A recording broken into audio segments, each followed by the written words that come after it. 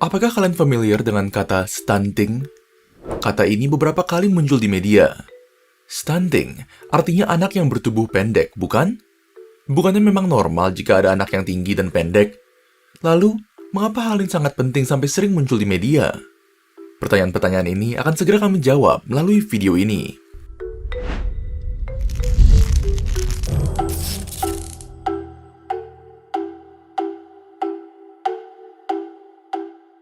Menurut WHO, stunting adalah postur tubuh pendek atau sangat pendek berdasarkan panjang atau tinggi badan menurut usia yang kurang dari -2 standar deviasi pada kurva pertumbuhan WHO dikarenakan kondisi irreversible akibat asupan nutrisi yang tidak adekuat dan atau infeksi berulang atau kronis yang terjadi dalam 1000 hari pertama kehidupan. Sebagai contoh, jika anak perempuan berusia 6 tahun memiliki tinggi sekitar 115 hingga 120 cm, maka dia dapat dikatakan normal untuk usianya. Jika tingginya 110 cm, dia dapat dikatakan pendek, tapi masih dalam batas normal. Namun, jika tingginya hanya 100 hingga 105 cm, maka anak tersebut termasuk stunting. Tidak semua balita pendek itu stunting, sehingga perlu dibedakan oleh dokter anak. Tetapi anak yang stunting pasti pendek. Data WHO menunjukkan bahwa pada tahun 2022, secara global, terdapat kurang lebih 148 juta anak di bawah usia 5 tahun yang mengalami stunting. Sedangkan di Indonesia, menurut survei status gizi Indonesia tahun 2022, sebanyak 21,6% anak di Indonesia mengalami stunting. Faktor yang berkontribusi terhadap stunting adalah status gizi ibu yang buruk, praktik menyusui dan pemberian makan bayi atau balita yang kurang baik, serta infeksi, baik yang bergejala atau infeksi subklinis yang berlangsung lama tapi tak bergejala akibat lingkungan yang tidak higienis. 1000 hari pertama kehidupan dihitung dari hari pertama kehamilan sampai usia 2 tahun.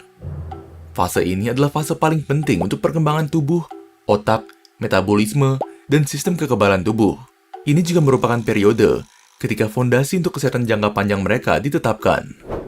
Kemampuan seorang anak untuk bertumbuh, belajar, dan berkembang secara signifikan dipengaruhi oleh seberapa baik gizi dan kesehatan anak selama periode ini. Ini karena perkembangan otak sangat signifikan selama periode ini. Otak anak-anak dapat menciptakan 1000 sambungan saraf baru setiap detik selama fase ini. Koneksi yang dibentuk oleh otak anak usia 3 tahun memberikan landasan bagi masa depan mereka, karena otak mereka 2 kali lebih sibuk dari otak orang dewasa. Stunting yang diakibatkan oleh infeksi dan atau kurangnya nutrisi menyebabkan perkembangan otak yang tidak maksimal, sehingga membuat kemampuan kognitif, belajar, maupun ingatan anak menjadi tidak maksimal.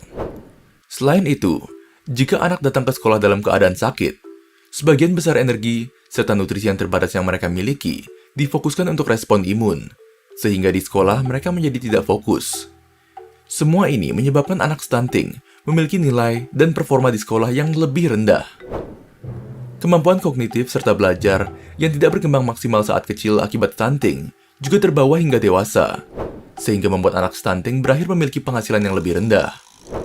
Anak stunting kemungkinan besar tumbuh menjadi orang dewasa yang stunting atau memiliki tinggi badan di bawah 145 cm.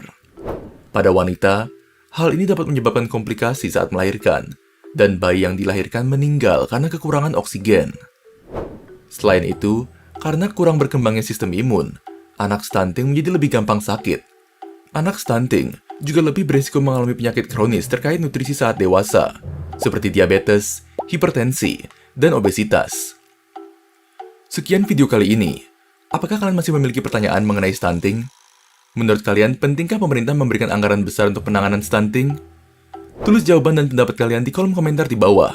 Dan jangan lupa untuk like, share, dan subscribe ke Neuron, supaya kalian tidak ketinggalan video-video baru kami. Jika ada topik lain yang kalian ingin kami bahas, kalian bisa tulis itu juga di kolom komentar. Semua sumber yang kami gunakan dalam video ini dapat kalian lihat di kolom deskripsi. Terima kasih telah menonton, dan sampai jumpa di video berikutnya.